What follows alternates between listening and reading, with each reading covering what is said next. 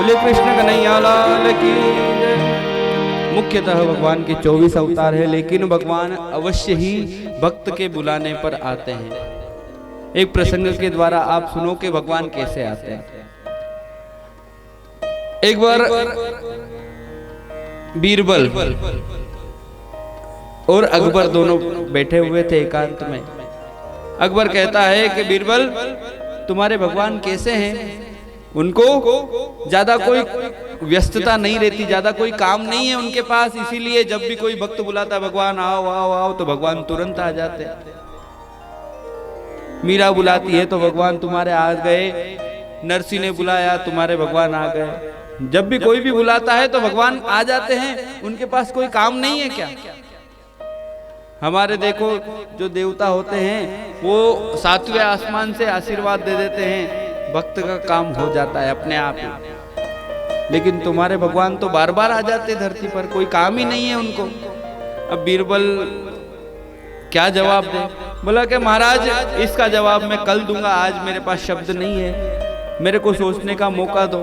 अब बीरबल घर पे गया और बहुत विचार किया, क्या जवाब दूं, भगवान क्यों धरती पर आ जाते हैं, क्या कारण है, क्या कारण है? जो बुलाए तो भगवान हाजिर। और इसीलिए भगवान, आपने देखा भी होगा, अनुभव किया होगा कि मंदिर जब भी दर्शन करने जाते हो तो भगवान के पैरों में चप्पल नहीं होती। भगवान कभी भी पादुका पहनते हैं? क्यों नहीं पहनते? क्योंकि भगवान का नियम है, भगवान ने कह रखा है कि मैं पादुका नहीं पहनूंगा, क्योंकि भक्त बुलाए और मैं चप्पल पहनने में लेट हो गया तो इसलिए मैं नहीं पहनूंगा। भक्त जैसे ही बुलाएगा वैसे ही तुरंत दौड़े दौड़े भक्त के पास। अब बीरबल रात भर सोचते रहे। सुबह उठ करके उनके मन में एक बात आई और पहले तो उठते से ही दासी के घर गए। वो दासी जो रोजाना अकबर के बेटे को घुमाती थी। वहां पर एक सरोवर था उनके नगरी में, तो उस सरोवर के किनारे रोज एक दासी घुमाया करती थी राजा के पुत्र को। अब राजा के पुत्र का नाम अपने को क्या पता, अकबर के पुत्र का क्या नाम है, अपने को इतिहास भी नहीं जानना, लेकिन उसके छोरे को घुमाती थी। कहीं मैंने हुमायूं बोल दिया तो मेरे साथ वाले बोले महाराज वो अकबर के पिताजी थे। मैंने बोला कि मैं क्यों उनका इतिहास जानूं, तो नाम अपने को नहीं याद। भाई अपनी गलती है तो मान ली मैंने कि नहीं याद है मेरे को नाम याद। अकबर के पुत्र को घुमाया करती थी वो दासी। अब घुमा रही थी तो घुमाते घुमाते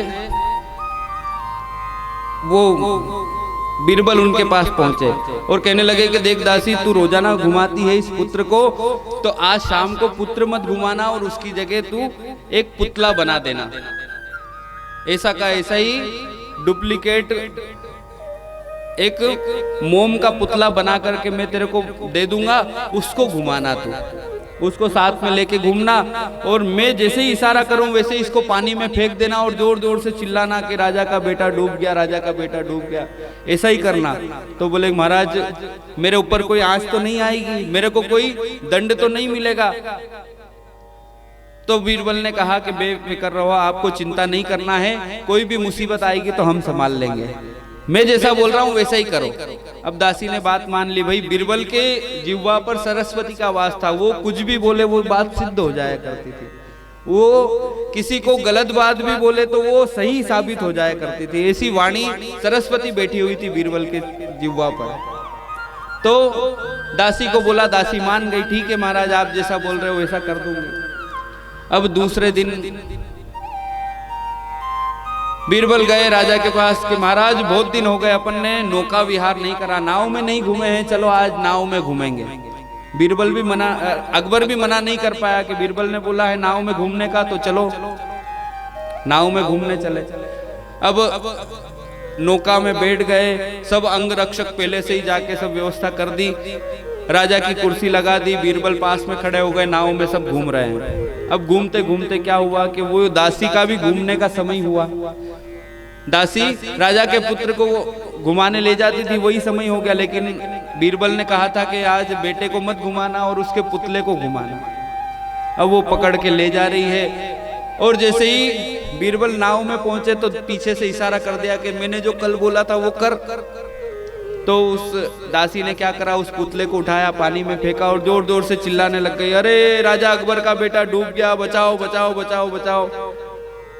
अब ये बात सुनाई दी राजा के कान में, अकबर के कान में जैसे ही बात गई तो राजा ने आओ देखा ना ताओ तुरंत पानी में कूद गए, पानी में कूदे और अपने बेटे को बचाने के लिए पहुंचे। वहां पर उस पुतले को बाहर निकाला तो सोचा कि ये तो नकली है, मेरे साथ किसी ने मजाक किया है। दासी को बुलाया, सारे अंगरक्षक आ गए। दासी से कहा कि तुमने झूठ क्यों बोला, तुम्हारे झूठ के कारण ठंडे ठंडे पानी में राजा अकबर को कूदना पड़ा। ठंडे पानी में कूदा तो वो पूरा गर्म हो गया, देखो कितना क्रोध आ रहा है उसको। अब क्रोध का ठिकाना नहीं, दासी को खड़ा किया और तलवार उसकी गर्दन पर रख दी। बता तूने ऐसा क्यों करा? तो दासी कहने लगी कि महाराज मैंने अपनी मर्जी से नहीं करा, ये बीरबल ने करवाया, वो करा, मैं नहीं जानती, आप इससे बात करो। बीरबल आगे आए। बीरबल कहते महाराज आपने प्रश्न पूछा था ना कि तुम्हारे भगवान क्यों आ जाते हैं, तो ये उत्तर है। ये कैसा उत्तर, कुछ समझ में नहीं आया, फिर से बताओ, पूरा समझा के बताओ।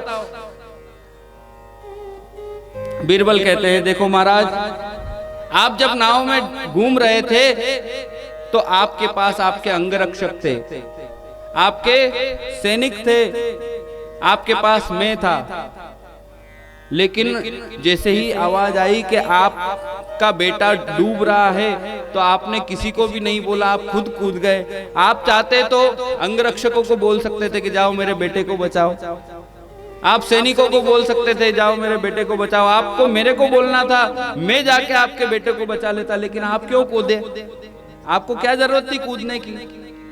तो बीरबल से अकबर कहते हैं कि देखो मैं तुमको बोलता, तुम फिर तैयारी करते, कपड़े वपड़े खोलते, देर लगाते, मेरा बेटा डूब जाता, मर जाता। तो जैसे आपने किसी को भी नहीं बोला, आप खुद अपने पुत्र की रक्षा करने गए, वैसे ही हमारे परमात्मा भी है, किसी को भेजते नहीं है, खुद इस धरती पर आते हैं और भक्त की रक्षा करते हैं। बस भक्त को बुलाना जरूरी है।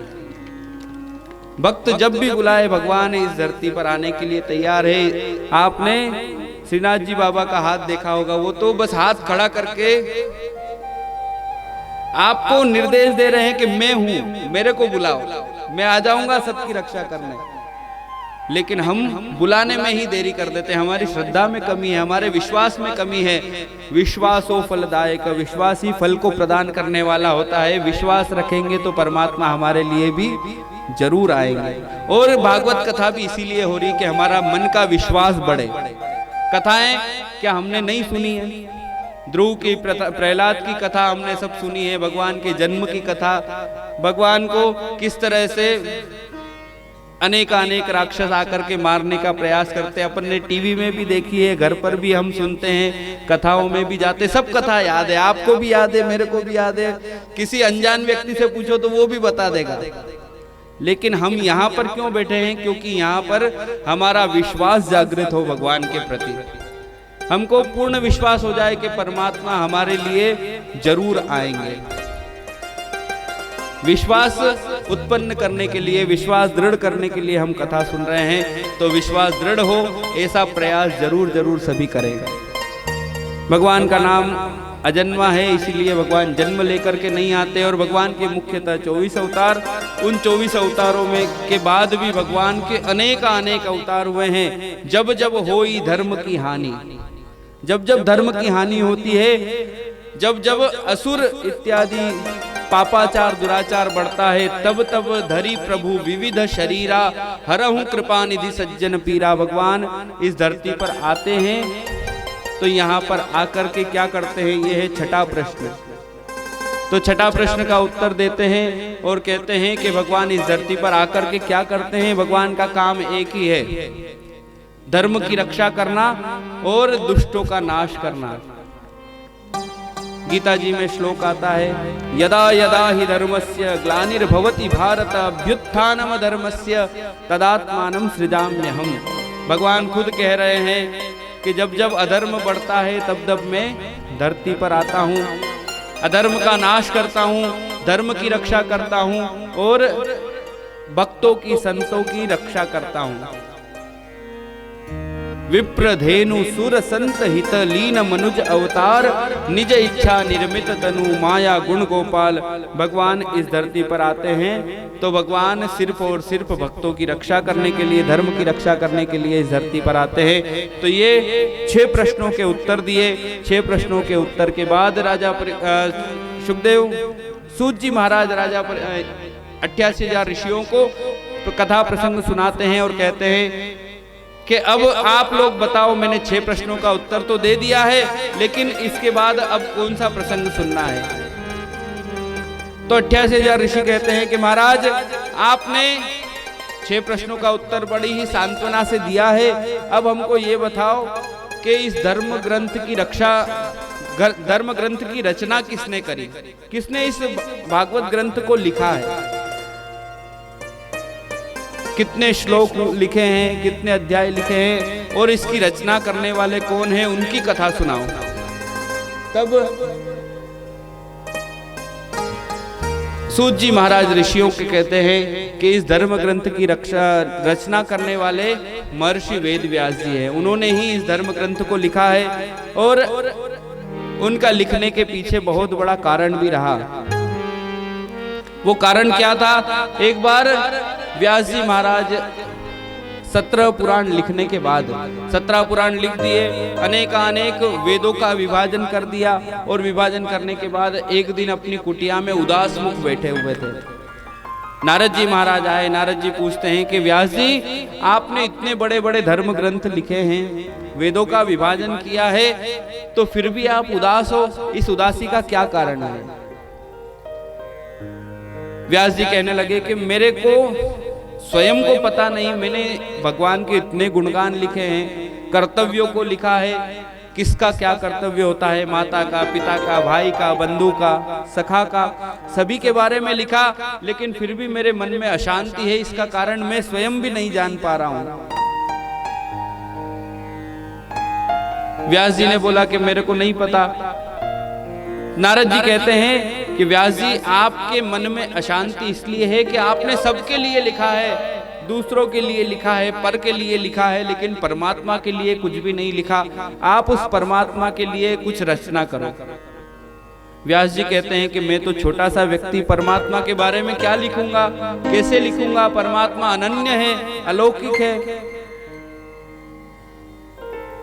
नारद जी कहते नहीं, लिखना पड़ेगा आपको, उस परमात्मा के बारे में लिखोगे तो आपको बहुत शांति मिलेगी। व्यास जी कहते हैं कि मैं नहीं लिख सकता, मेरे में इतना सामर्थ्य नहीं है। सारे समुद्र यदि शाही बन जाए, सारे पत्ते, पूरी धरती के जितने भी वृक्ष है उतने पत्ते पेज बन जाए, और सारे तने जितने भी है वो सारी कलम बन जाए, फिर भी परमात्मा के बारे में कुछ भी नहीं लिख सकते हैं। तो मैं छोटा सा व्यक्ति, सरस्वती साक्षात लिखे तो नहीं लिख सकती, मैं कैसे लिखूंगा?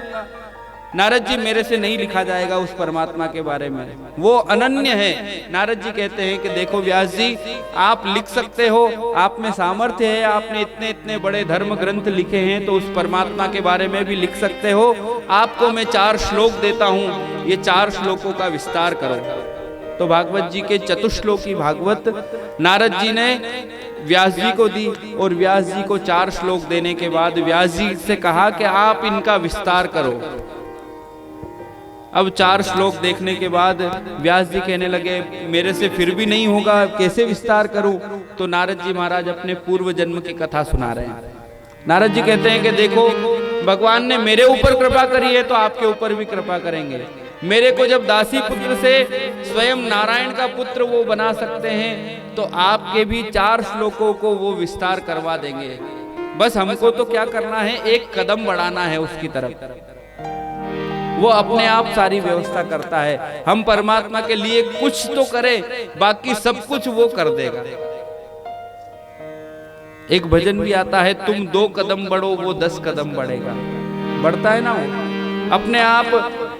कई मेरे मतलब कथाओं में जाता हूं तो कुछ यजमान परिवार रहते हैं कि महाराज हमने तो सोचा नहीं था ऐसा आयोजन हो जाएगा, लेकिन देखो परमात्मा की कैसी कृपा है, हमने तो छोटा सा कमरे में रखा था, लेकिन विस्तार करते करते इतना बड़ा हो गया।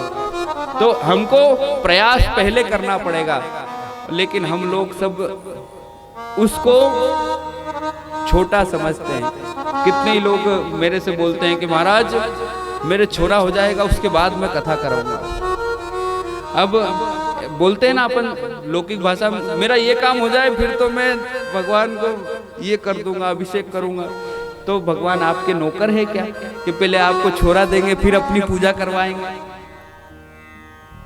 पहले हमको करना पड़ेगा। देखो ये जो बातें करते हैं ना हम, ये मजदूरी वाली बातें हैं। क्या भगवान को मजदूर समझते हैं आप नहीं, हम सभी। कभी कभार जाने अनजाने में किसी के मुंह से भी, हमारे मुंह से भी निकल जाए तो मजदूर नहीं समझना। कुछ देंगे तब भगवान हमको देंगे, ऐसा नहीं। पहले हमको करना है। हम अगर करेंगे ना तो उसको पता है कि किसको कब और क्या देना है, और वो देता है, इसीलिए उसका नाम देवता है। हमेशा देता है, देवता देता रहता है। लेकिन हम लोग ही कभी कभार भूल कर देते हैं और उससे शर्त रखने लग जाते हैं कि परमात्मा ये दो तो वो करूंगा, ये दो तो वो करूंगा। ऐसा नहीं करना चाहिए। ये मूर्खतापूर्ण बात हो जाती है, मजदूरी वाली बात हो जाती है। मजदूर नहीं समझना है हमको। व्यास जी महाराज कहते हैं कि नारद जी मैं कैसे लिख पाऊंगा उस परमात्मा के बारे में? तो नारद जी समझा रहे हैं कि जो दासी पुत्र को परमात्मा पुत्र बना सकते हैं, तो व्यास जी महाराज आपके भी 4 श्लोकों को 18,000 श्लोकों में बदल सकते हैं। आप तो उनकी प्रार्थना करो, मैं मेरे पूर्व जन्म की कथा सुनाता हूं तो आपको थोड़ा शक्ति मिलेगी, आपका मनोबल बढ़ेगा। नारद जी महाराज अपने पूर्व जन्म की कथा को बता रहे हैं और कहते हैं कि मैं दासी पुत्र, मेरा नाम था रामदास। नारद जी अपने पूर्व जन्म की कथा, क्या थे नारद जी? दासी पुत्र थे और उनका नाम था रामदास। पिताजी देवलोक गमन हो गया तो दासी का काम करती थी माता जी, और महात्मा लोग पधारे, उनके गांव में कुछ महात्मा पधारे तो नियुक्ति हुई कि महात्माओं के जो झूठे बर्तन हैं, महात्माओं की साफ सफाई करने का काम सब नारद जी के, रामदास की माता जी का। सफाई करती, प्रातः काल उठ करके महात्माओं की सारी व्यवस्था करती, लीपना इत्यादि सारी पूरी व्यवस्था, फूल तोड़ करके लाके देना। तो अब नारद जी छोटे थे, रामदास नाम था, तो वो अपनी माँ को देखते कि देखो मेरी मैया कितना सबकी सेवा कर रही है, तो अब मैं भी मेरी मैया का हाथ बटाऊंगा। तो अपनी माँ के पीछे पीछे जाते, फूल तोड़ के लाते, महात्माओं को देते। महात्माओं को ये छोटा सा बच्चा बहुत अच्छा लगने लगा। अब जब भोजन हो जाता तो पत्तल उठाने की बारी आती, तो नारद जी जाते, पत्तल उठा करके सब एक तरफ रख देते। अब कुछ प्रसाद बचता तो वो महात्मा उस छोटे से बालक को देते। ऐसे करते करते करते चतुर्मास के लिए, 4 महीने के लिए आए थे ये सभी महात्मा। तो इतनी सेवा करी कि नारद जी को अब महात्माओं के साथ रहने में आनंद आने लगा। महात्मा जी का जाने का समय हुआ तो नारद जी कहते कि महात्मा जी मैं अकेला यहाँ कैसे रहूंगा, मैं नहीं रह सकता, मैं आपके साथ चलूंगा, मेरे को आपके साथ ले चलो। मैं अकेला अपने, मेरा कोई है भी नहीं, सिर्फ माता जी है। तो महात्माओं ने कहा कि नारद जी, रामदास कुछ दिन अभी यहीं रहो, माता की सेवा का कर्तव्य है। जब माता देवलोक हो जाए, भगवान के घर चली जाए, तब आ जाना। अभी तू यहीं पर रह, तेरी जिम्मेदारी है। महात्माओं की बात मान करके नारद जी वहीं रुके। अब जाने का समय आया तो सभी को विदाई देते हैं। नारद जी रोते रोते, सभी महात्मा एक एक करके चतुर्मास खत्म होने के बाद गए। तो नारद जी उसी स्थान पर आए जहां पर सभी महात्मा रुके हुए थे और आकर के रोने लगे कि यहाँ पे वो मोटे महाराज रहते थे, बड़ा प्यार करते थे, मेरे को कुछ न कुछ फल दिया करते थे। थोड़ी आगे गए तो यहाँ पर वो लंबा टीका लगाने वाले महाराज यहाँ पर बैठते थे। ऐसे सभी को याद करते करते करते नारद जी रोते रोते एक कोने में पहुंचे तो वहां पर एक महात्मा अभी भी बैठे हुए थे। उन महात्माओं को देखा तो नारद जी ने पूछा रोते रोते, महाराज जी आप नहीं गए, बहुत अच्छा करा, आप यहीं रहो, हमारे यहाँ पर आपकी खूब सेवा करूंगा, आप मत जाओ मत जाओ, आपको यहीं रहना है। महात्मा जी कहते हैं कि बेटा जाना तो मेरे को भी है, लेकिन मैं उठ नहीं पा रहा हूं। मेरी जो लकड़ी है, लाठी है, मेरा सहारा है, वो दूर पड़ी हुई है। जाओ वो लकड़ी ला के दे दे।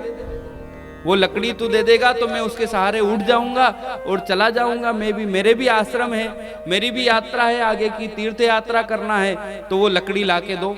नारद जी दौड़े दौड़े गए, वो लकड़ी उठाई और महात्मा जी को सहारा दिया। वो लकड़ी के सहारे महात्मा जी खड़े हुए और खड़े होकर के कहा कि बेटा रामदास, तूने मेरे को शरीर साधने की लकड़ी दी है, मैं तेरे को जीवन साधने की लकड़ी देता हूँ। अपने पास बुलाया और कान में मंत्र दे दिया, ओम नमो भगवते वासुदेवाय, और कहा कि बेटा इस मंत्र का खूब जाप करना, इतना जाप करना जब तक मृत्यु ना आ जाए, तब तक इसका जाप करना। ये मेरा वचन है कि तू जरूर परमात्मा को प्राप्त कर लेगा। तो महात्मा जी के आशीर्वाद स्वरूप रामदास ने उस मंत्र का जाप करना शुरू कर दिया। और जाप ऐसा हुआ कि हृदय में ही परमात्मा नारायण आ गए और कहा कि बेटा अब तू दासी पुत्र नहीं, अब से तू मेरा पुत्र है। और भगवान नारायण के पुत्र बन गए। रामदास जो दासी पुत्र थे वो नारद जी बन गए। तो भगवान कृपा मोहन तू मेरी जाओ,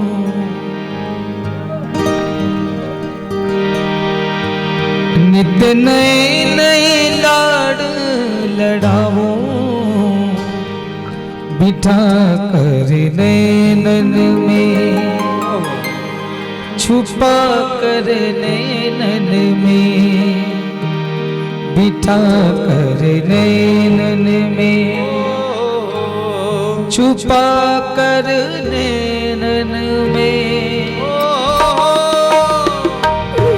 मन मोहन तू मेरी जाओ, मन मोहन तू मेरी जाओ, नित्य नए नए लाड़ लड़ाओ,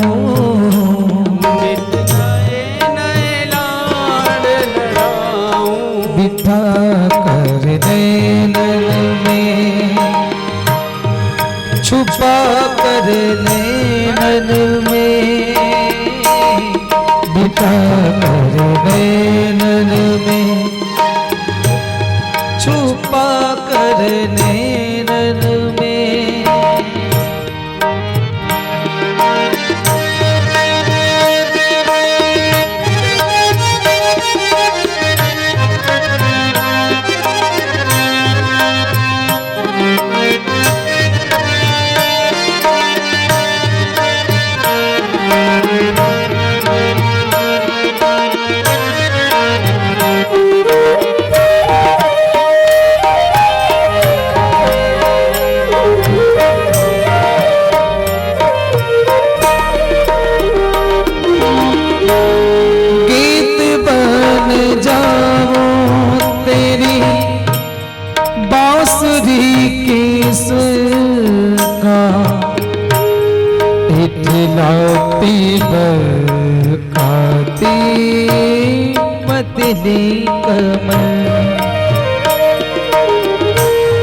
गीत बन जाऊं तेरी बांसुरी की स्वर का,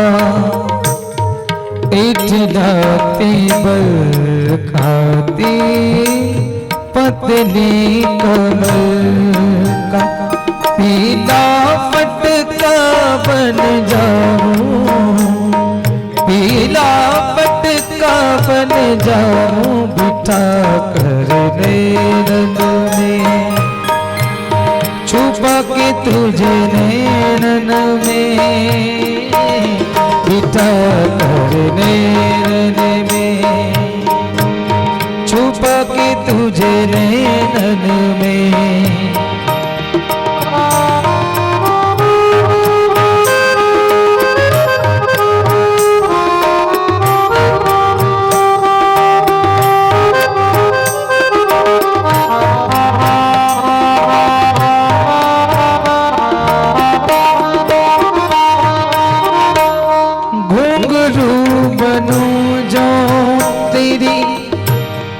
पायल का प्यारे